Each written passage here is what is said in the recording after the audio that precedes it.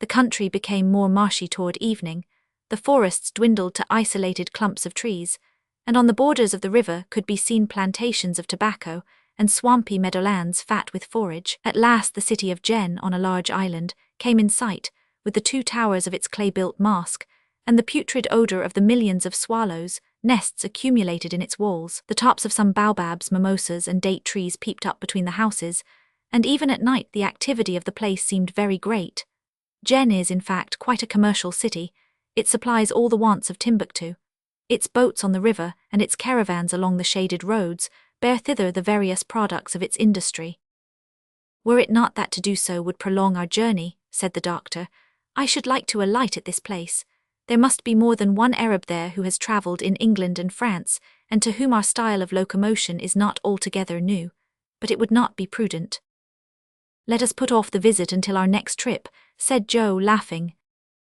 "Besides, my friends, unless I am mistaken, the wind has a slight tendency to veer a little more to the eastward, and we must not lose such an opportunity."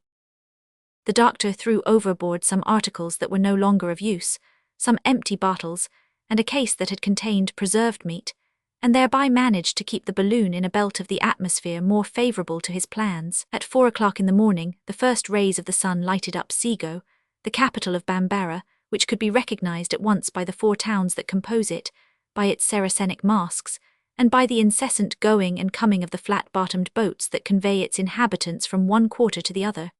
But the travellers were not more seen than they saw. They sped rapidly and directly to the northwest, and the doctor's anxiety gradually subsided. 2 more days in this direction, and at this rate of speed, and we'll reach the Senegal River. "And we'll be in a friendly country?" asked the hunter. "Not altogether, but if the worst came to the worst and the balloon were to fail us, we might make our way to the French settlements.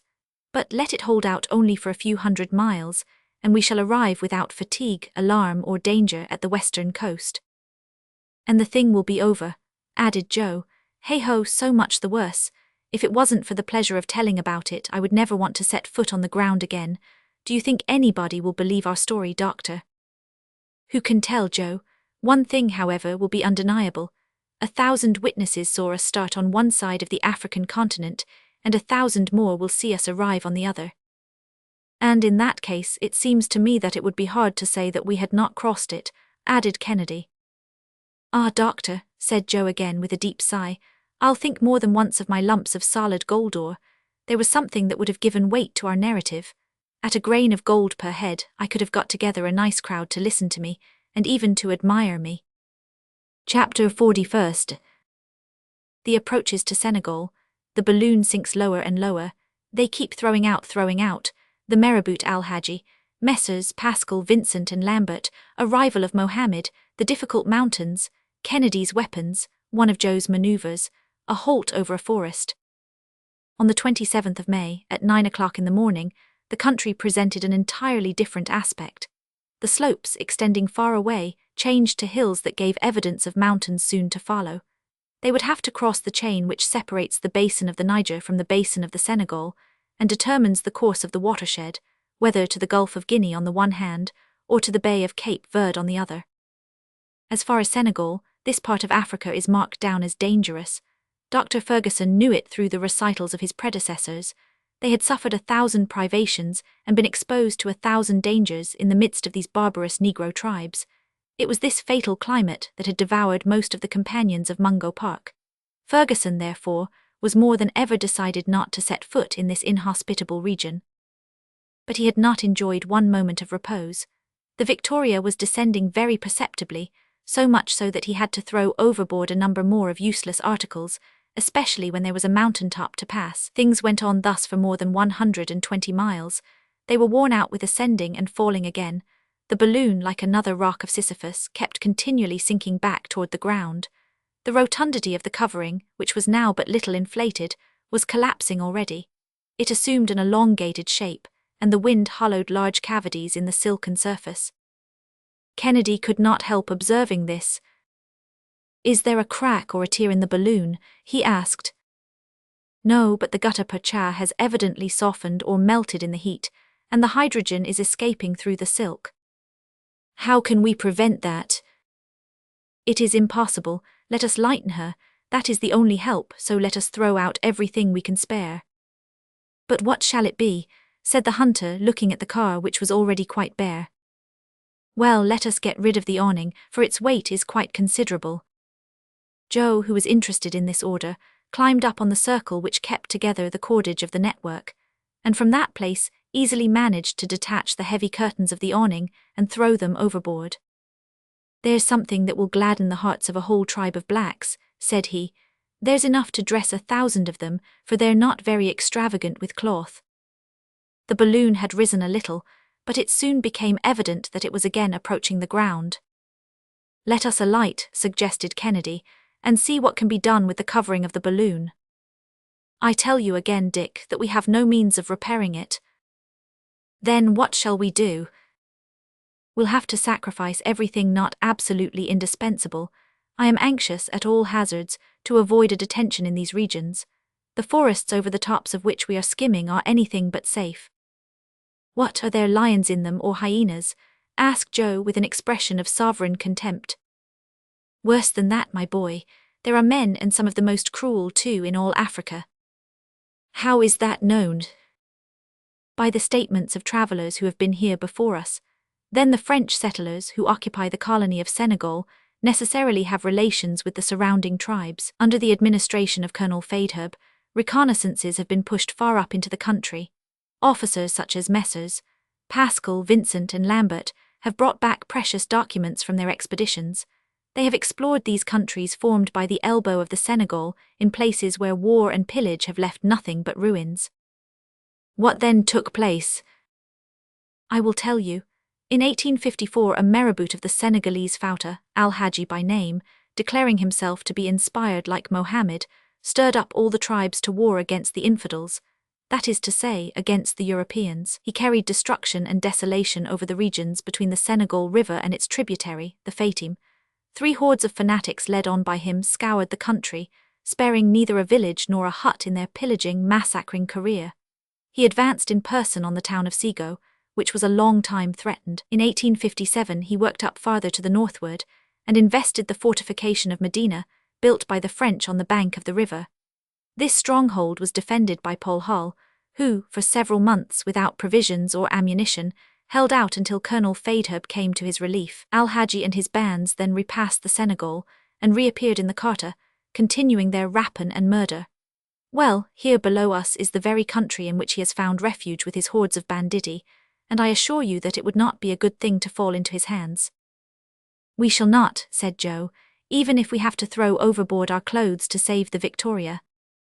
We are not far from the river, said the doctor, but I foresee that our balloon will not be able to carry us beyond it. Let us reach its banks at all events, said the Scot, and that will be so much gained. That is what we are trying to do, rejoined Ferguson, only that one thing makes me feel anxious. What is that? We shall have mountains to pass, and that will be difficult to do, since I cannot augment the ascensional force of the balloon, even with the greatest possible heat that I can produce. Well, wait a bit, said Kennedy, and we shall see. The poor Victoria, sighed Joe. I had got fond of her as the sailor does of his ship, and I'll not give her up so easily. She may not be what she was at the start, granted, but we shouldn't say a word against her. She has done us good service, and it would break my heart to desert her. Be at your ease, Joe. If we leave her, it will be in spite of ourselves. She'll serve us until she's completely worn out, and I ask of her only 24 hours more. Ah, she's getting used up. She grows thinner and thinner, said Joe dolefully while he eyed her. Poor balloon. Unless I am deceived, said Kennedy, there on the horizon are the mountains of which you were speaking, Doctor. Yes, there they are indeed, exclaimed the doctor after having examined them through his spyglass, and they look very high. We shall have some trouble in crossing them. Can we not avoid them? I am afraid not, Dick. See what an immense space they occupy, nearly 1/2 of the horizon. They even seem to shut us in, added Joe. They are gaining on both our right and our left. We must then pass over them. These obstacles which threaten such imminent peril seem to approach with extreme rapidity, or, to speak more accurately, the wind, which was very fresh, was hurrying the balloon toward the sharp peaks. So rise it must or be dashed to pieces. "Let us empty our tank of water," said the doctor, "and keep only enough for one day." "There it goes," shouted Joe. "Does the balloon rise at all?" asked Kennedy. "A little, some 50 feet, replied the doctor, who kept his eyes fixed on the barometer, "but that is not enough." In truth, the lofty peaks were starting up so swiftly before the travelers that they seemed to be rushing down upon them. The balloon was far from rising above them. She lacked an elevation of more than 500 feet more. The stock of water for the cylinder was also thrown overboard, and only a few pints were retained, but still all this was not enough. "We must pass them, though," urged the doctor. "Let us throw out the tanks, we have emptied them," said Kennedy. "Over with them." "There they go," panted Joe, "but it's hard to see ourselves dropping off this way by piecemeal." "Now, for your part, Joe, make no attempt to sacrifice yourself as you did the other day. Whatever happens, swear to me that you will not leave us." "Have no fears, my master, we shall not be separated." The Victoria had ascended some 120 feet, but the crest of the mountain still towered above it. It was an almost perpendicular ridge that ended in a regular wall rising abruptly in a straight line. It still rose more than 200 feet over the aeronauts. "In 10 minutes, said the doctor to himself, "our car will be dashed against those rocks unless we succeed in passing them." "Well, doctor," queried Joe. "Keep nothing but our pemmican and throw out all the heavy meat." Thereupon the balloon was again lightened by some 50 pounds, and it rose very perceptibly, but that was of little consequence unless it got above the line of the mountain tops. The situation was terrifying. The Victoria was rushing on with great rapidity. They could feel that she would be dashed to pieces, that the shock would be fearful. The doctor glanced around him in the car. It was nearly empty. "If needs be, Dick, hold yourself in readiness to throw over your firearms." "Sacrifice my firearms," repeated the sportsman with intense feeling. "My friend, I ask it. It will be absolutely necessary." "Samuel, doctor, your guns and your stock of powder and ball might cost us our lives." "We are close to it," cried Joe. 60 feet, the mountain still overtopped the balloon by 60 feet. Joe took the blankets and other coverings and tossed them out. Then, without a word to Kennedy, he threw over several bags of bullets and lead. The balloon went up still higher. It surmounted the dangerous ridge, and the rays of the sun shone upon its uppermost extremity, but the car was still below the level of certain broken masses of rock, against which it would inevitably be dashed. "Kennedy, Kennedy, throw out your firearms or we are lost," shouted the doctor. "Wait, sir, wait one moment." They heard Joe exclaim, and looking around they saw Joe disappear over the edge of the balloon. "Joe, Joe," cried Kennedy. "Wretched man," was the doctor's agonized expression. The flat top of the mountain may have had about 20 feet in breadth at this point, and on the other side, the slope presented a less declivity. The car just touched the level of this plane, which happened to be quite even, and it glided over a soil composed of sharp pebbles that grated as it passed. We're over it, we're clear," cried out an exulting voice that made Ferguson's heart leap to his throat. The daring fellow was there, grasping the lower rim of the car and running a foot over the top of the mountain, thus lightening the balloon of his whole weight. He had to hold on with all his strength, too, for it was likely to escape his grasp at any moment. When he had reached the opposite declivity, and the abyss was before him, Joe, by a vigorous effort, hoisted himself from the ground, and, clambering up by the cordage, rejoined his friends. "That was all," he coolly ejaculated. "My brave Joe, my friend," said the doctor with deep emotion. "Oh, what I did," laughed the other, "was not for you. It was to save Mr. Kennedy's rifle. I owed him that good turn for the affair with the Arab. I like to pay my debts, and now we are even," added he, handing to the sportsman his favorite weapon. "I'd feel very badly to see you deprived of it." Kennedy heartily shook the brave fellow's hand, without being able to utter a word. The Victoria had nothing to do now but to descend. That was easy enough, so that she was soon at a height of only 200 feet from the ground, and was then in equilibrium. The surface seemed very much broken as though by a convulsion of nature. It presented numerous inequalities, which would have been very difficult to avoid during the night with a balloon that could no longer be controlled. Evening was coming on rapidly, and notwithstanding his repugnance, the doctor had to make up his mind to halt until morning. "We'll now look for a favorable stopping place," said he. "Ah," replied Kennedy, "you have made up your mind then at last." "Yes, I have for a long time been thinking over a plan which we'll try to put into execution. It is only 6 o'clock in the evening, and we shall have time enough. Throw out your anchors, Joe." Joe immediately obeyed, and the 2 anchors dangled below the balloon. "I see large forests ahead of us," said the doctor. "We are going to sweep along their tops, and we shall grapple to some tree, for nothing would make me think of passing the night below on the ground." "But can we not descend?" asked Kennedy. "To what purpose? I repeat that it would be dangerous for us to separate, and besides I claim your help for a difficult piece of work." The Victoria, which was skimming along the tops of immense forests, soon came to a sharp halt.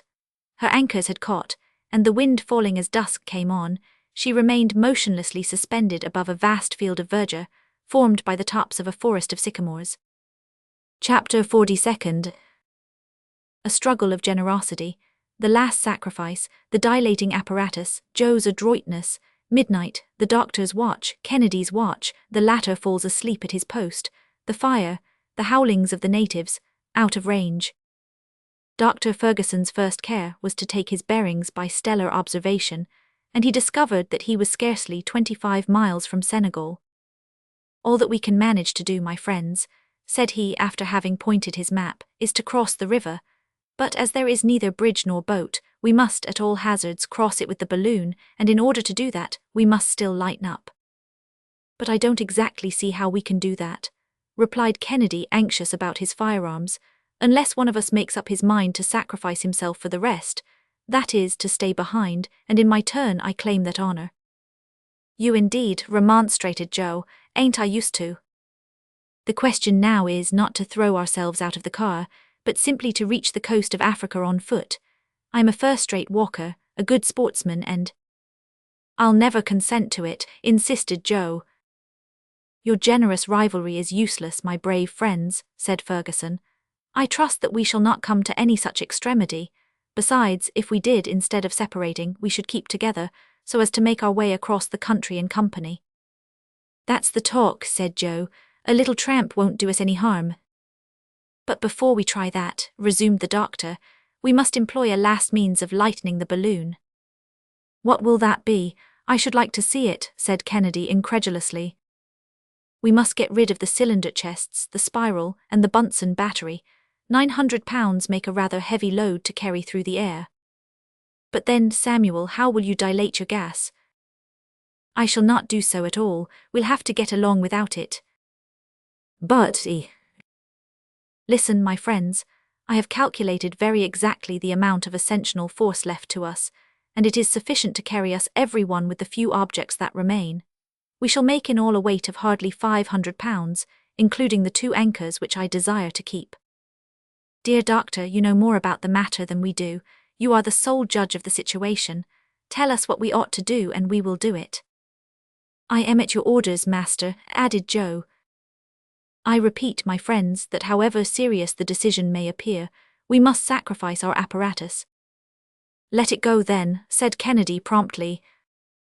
"To work," said Joe. It was no easy job.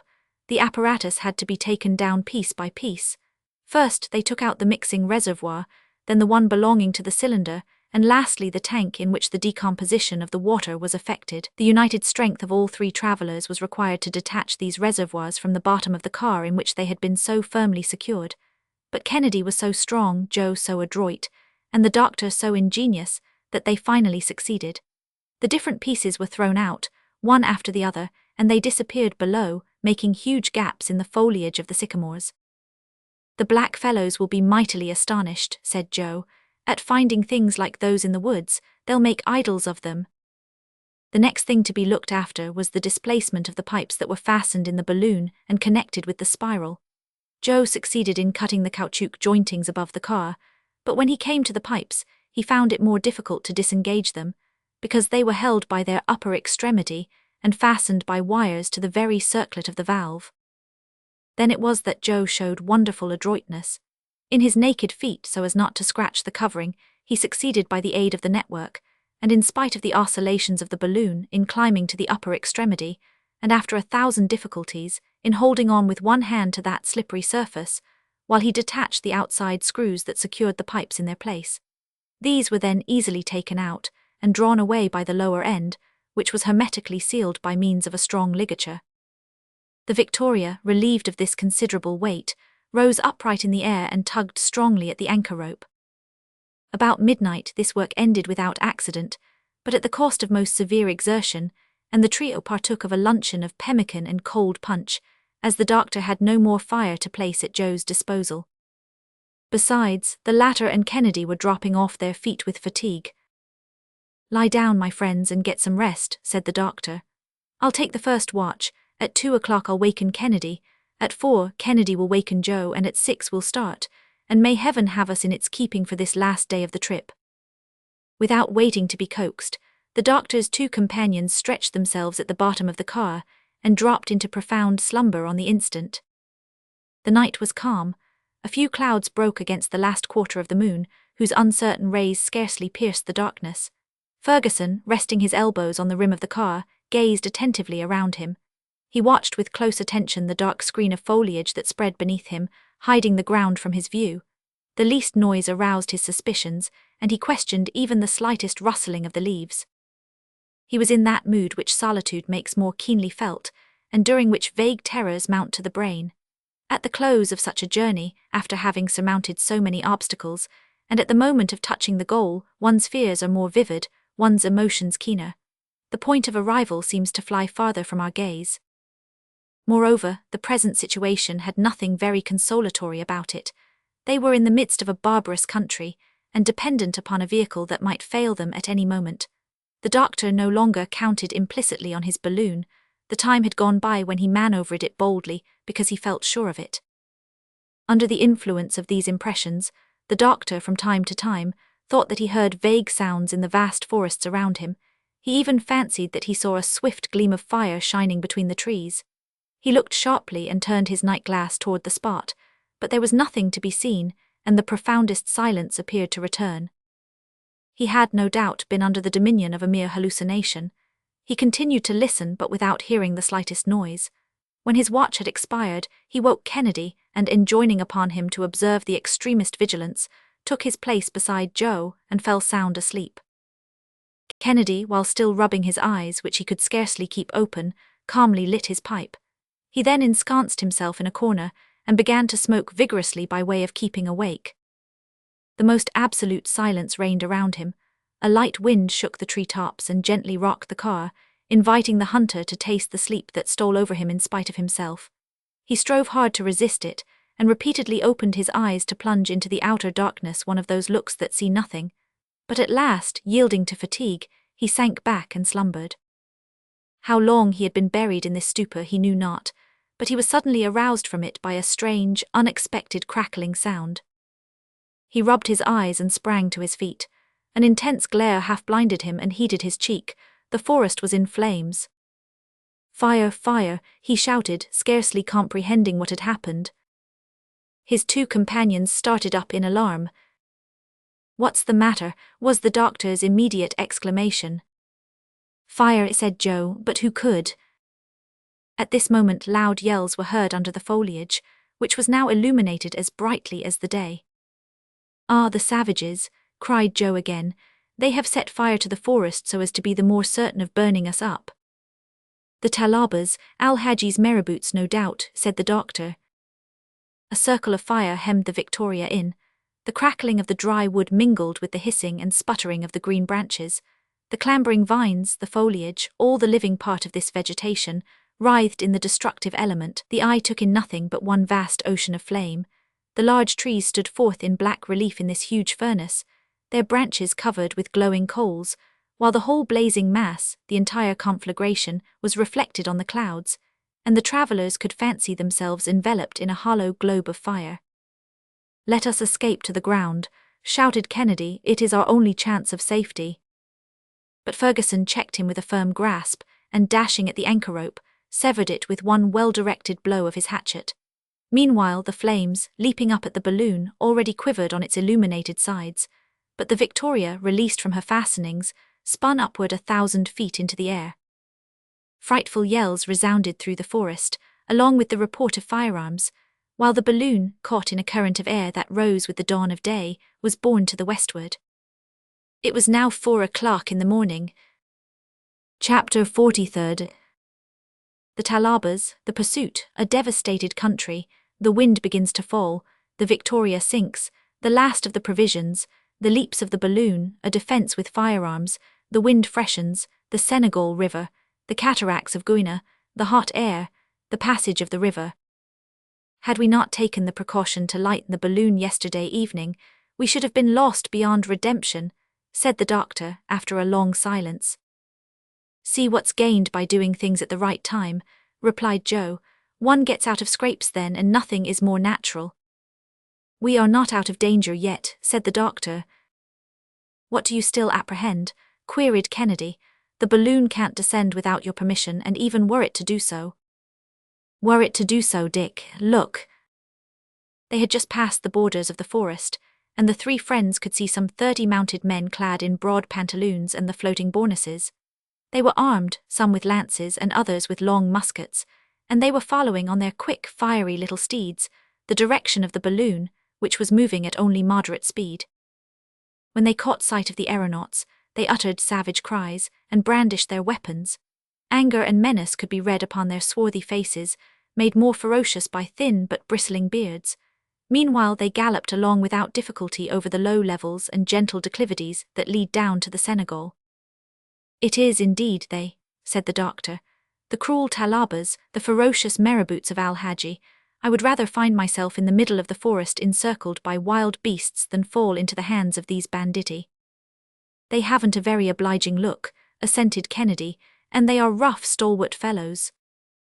Happily those brutes can't fly, remarked Joe, and that's something. See, said Ferguson, those villages in ruins, those huts burned down, that is their work. Where vast stretches of cultivated land were once seen, they have brought barrenness and devastation. At all events, however, interposed Kennedy, they can't overtake us, and if we succeed in putting the river between us and them, we are safe. Perfectly, Dick, replied Ferguson, but we must not fall to the ground, and as he said this he glanced at the barometer. In any case, Joe, added Kennedy, it would do us no harm to look to our firearms. No harm in the world, Mr. Dick. We are lucky that we didn't scatter them along the road. My rifle, said the sportsman. I hope that I shall never be separated from it.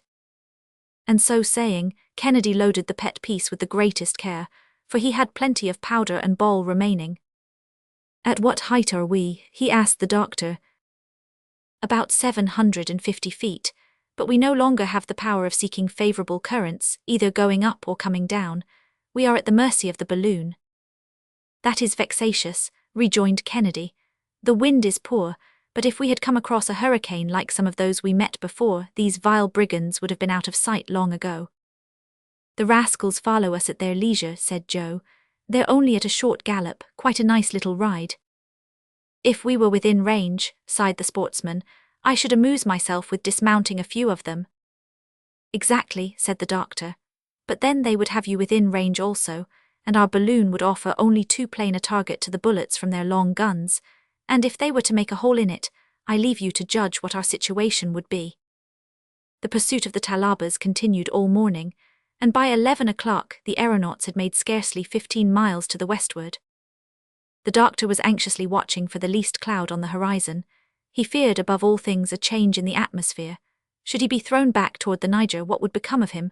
Besides, he remarked that the balloon tended to fall considerably.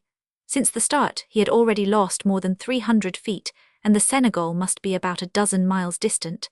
At his present rate of speed, he could count upon travelling only 3 hours longer. At this moment his attention was attracted by fresh cries.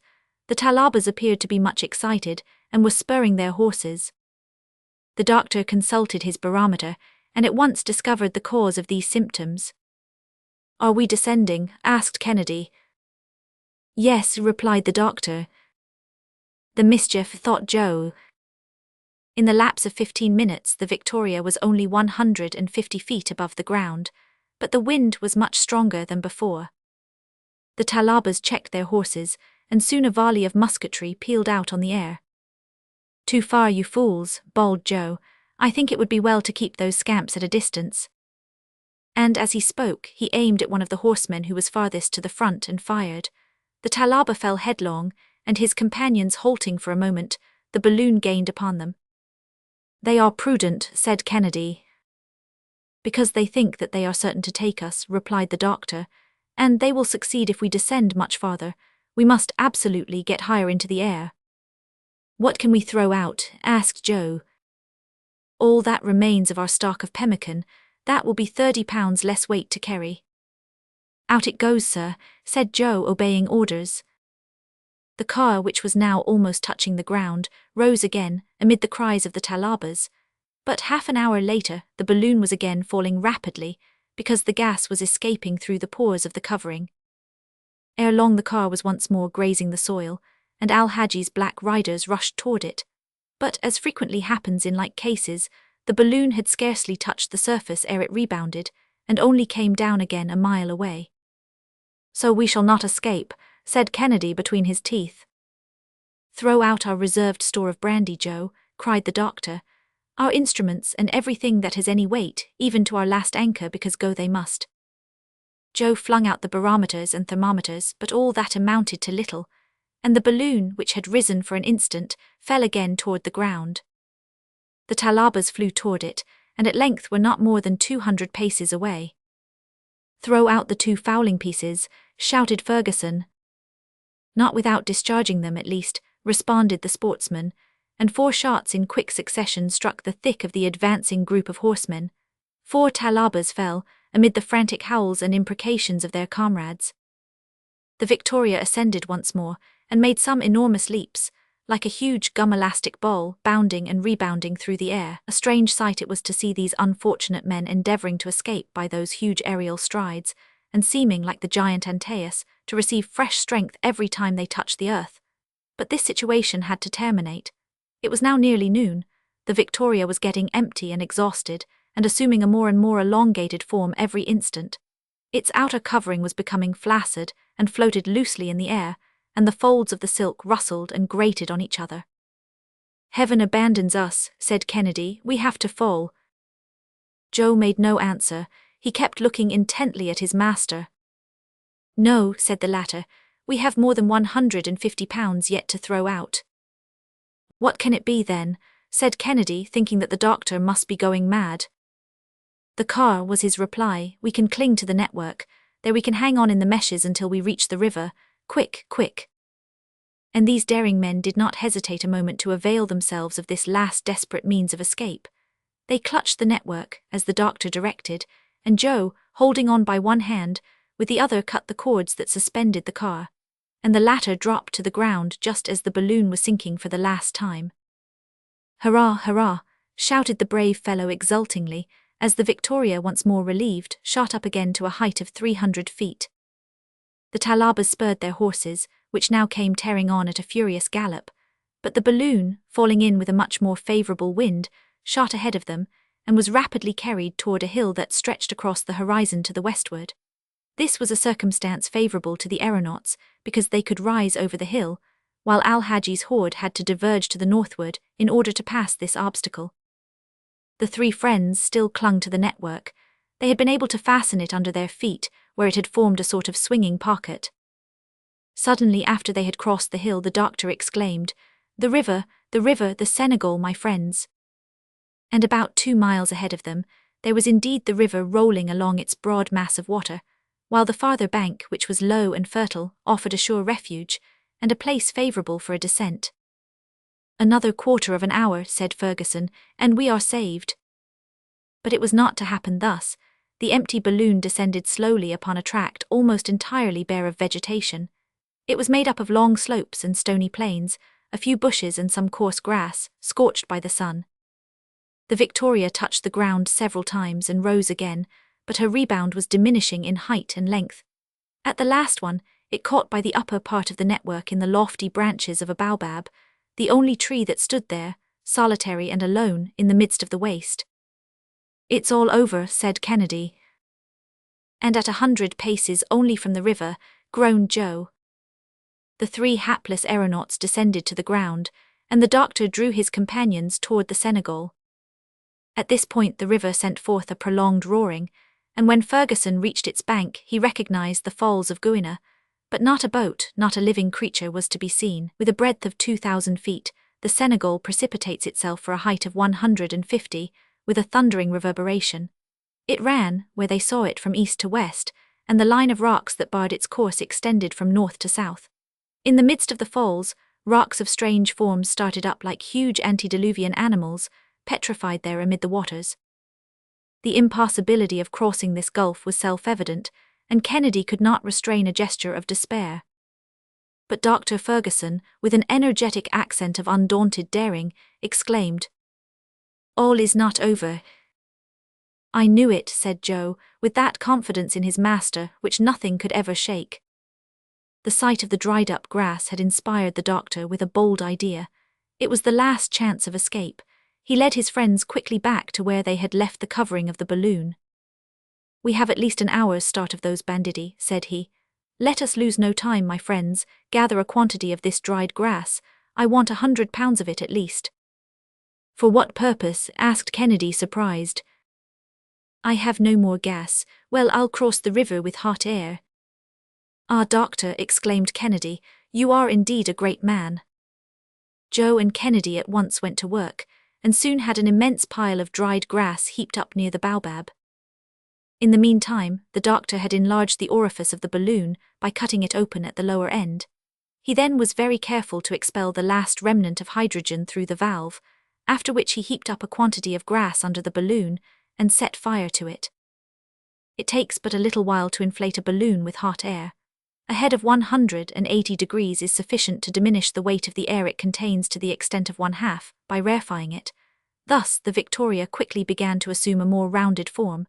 There was no lack of grass, the fire was kept in full blast by the doctor's assiduous efforts, and the balloon grew fuller every instant. It was then 3:15.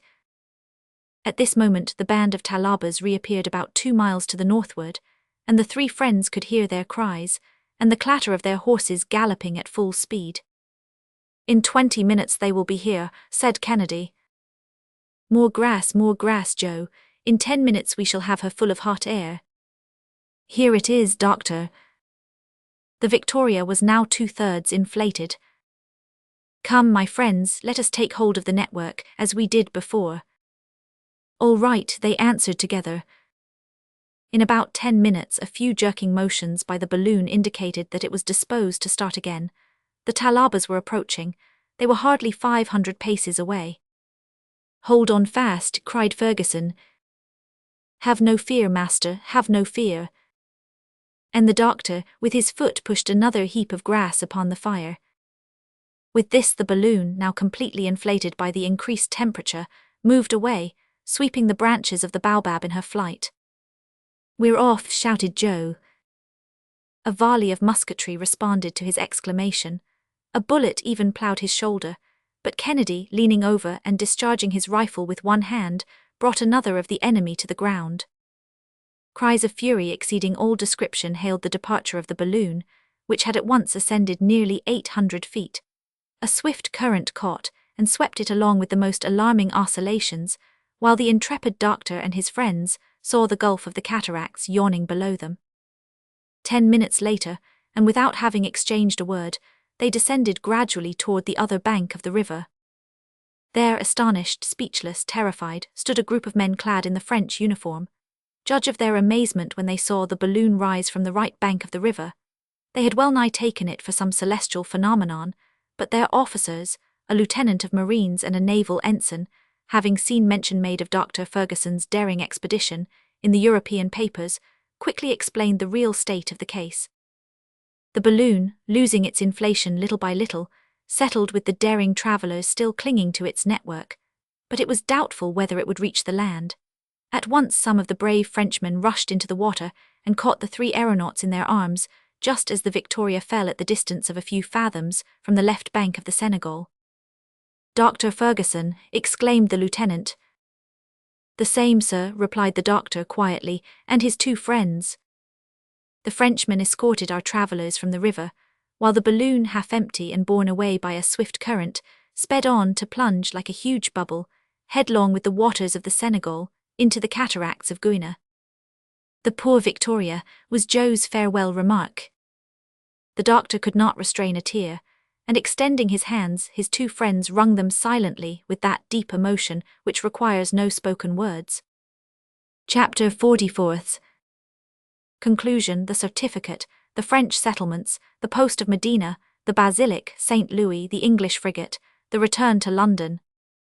The expedition upon the bank of the river had been sent by the governor of Senegal. It consisted of 2 officers, Messrs. Duffrace, Lieutenant of Marines, and Radamel, naval ensign, and with these were a sergeant and 7 soldiers. For 2 days they had been engaged in reconnoitring the most favourable situation for a post at Guiana, when they became witnesses of Dr. Ferguson's arrival. The warm greetings and felicitations of which our travellers were the recipients may be imagined. The Frenchmen, and they alone, having had ocular proof of the accomplishment of the daring project, naturally became Dr. Ferguson's witnesses. Hence the doctor at once asked them to give their official testimony of his arrival at the cataracts of Guiana. "You would have no objection to signing a certificate of the fact, would you?" he inquired of Lieutenant Duffrace. "At your orders," the latter instantly replied.